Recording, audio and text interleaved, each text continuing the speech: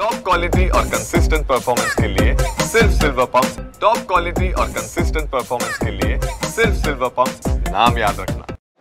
खूप आनंदी आहे। प्राइम फाउंडेशनच्या संसदरत्न पुरस्कार मिळणं हा एक वेगळा अनुभव, कारण गेल्या 8-10 वर्षात मला अनेक पुरस्कार मिळाले, त्यातला हा एक वेगळा पुरस्कार आहे, प्रतिष्ठित आहे, कारण याच्यामध्ये रत्न शब्द आहे तो जास्त महत्त्वाचा वाटतो।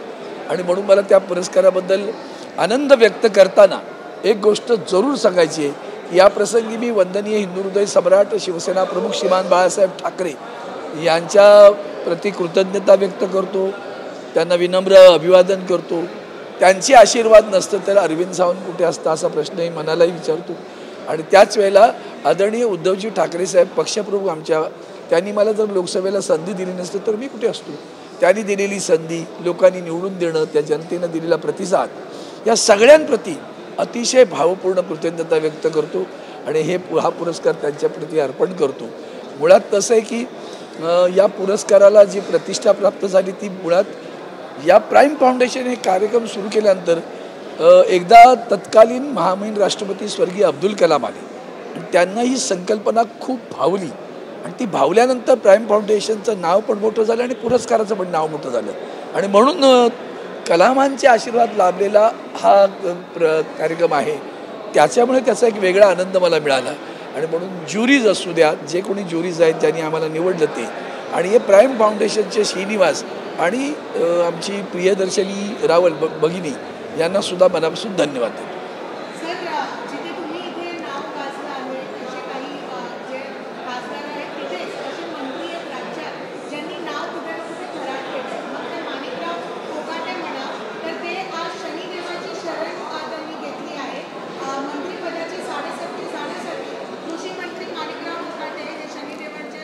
मला असं वाटतं की कधी नव्हे, मी आज म्हणजे दैनंदिन कोणीतरी भेटत असतं आणि मग इतक्या वेदना होतात की कधी नव्हे इतका महाराष्ट्र रसातळाला जातोय असं चित्र दिसतंय। महाराष्ट्राचा राज्यकारभार, महाराष्ट्र सरकार, त्यातले वागणारे ते मंत्री, त्यांचे काही अधिकारी, त्यांचे काही सहकारी ज्या पद्धतीने वागत आहेत, त्यामुळे माननीय मुख्यमंत्र्यांना सभागृहात बोलावं लागलं की आमदारांना माज आला आहे।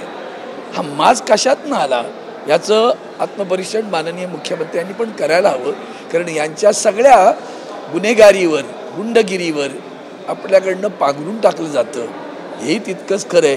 आणि म्हणून त्यांना माज आलेला आहे। तुमच्या समोर एक आमदार चक्क येऊन त्या कॅन्टीनच्या मुलांना एवढा मारल्यानंतर सुद्धा FIR दाखल होत नाही, नॉन कॉग्निजिबल ऑफेन्स, अदखलपात्र गुन्हा होतो, तेव्हा माज नाही चढणार का?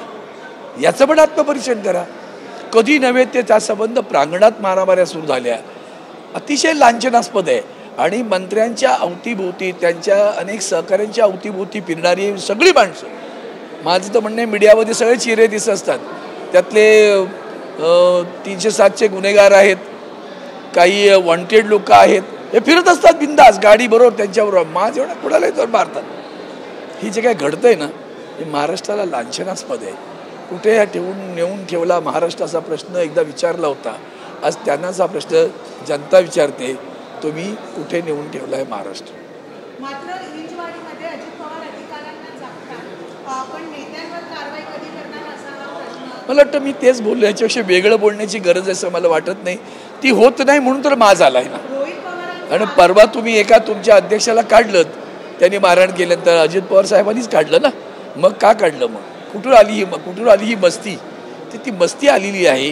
ही मस्ती बघा, आपले काही जिल्हे तर इतके गुन्हेगारी जिल्हे होत राहिले, पुणे, खास करून पुणे, बीड, त्या मस्साजोगचा 4था गुन्हेगार अजून सापडत नाही आहे।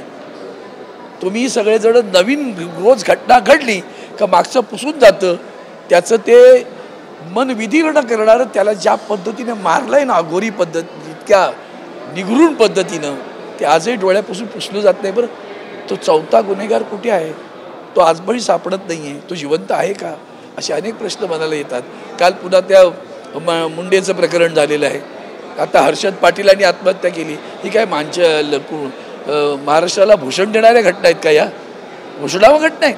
आणि म्हणून सगळ्यांनीच आत्मपरीक्षण करण्याची गरज असं मला वाटतं, खास करून सरकारनं।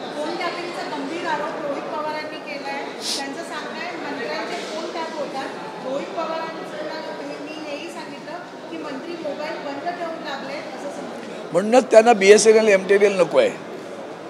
सरकारी उपक्रमांमध्ये फोन टॅपिंग करणं सोयीस्कर नसतं, सहजासहजी शक्य नसतं.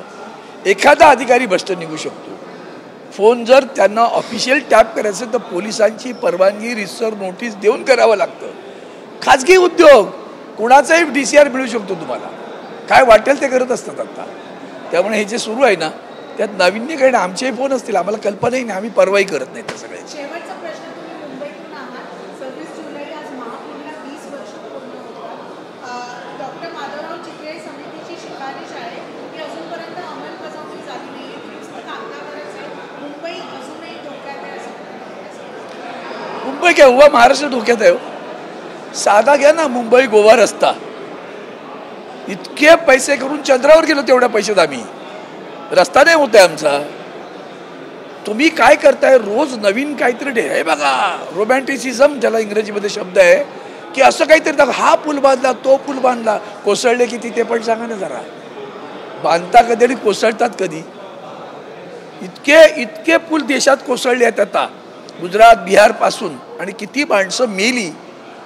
याच्यावर कॉलिंग अटेन्शन दिली, लागत नाही अजून.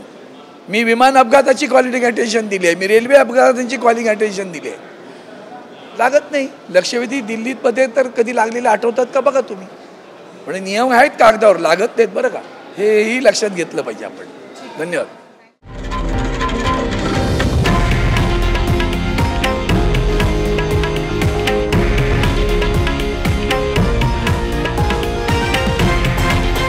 हे आहे देशातील नंबर 1 न्यूज नेटवर्क आणि आपण पाहत आहात TV9 मराठी, एकमेव.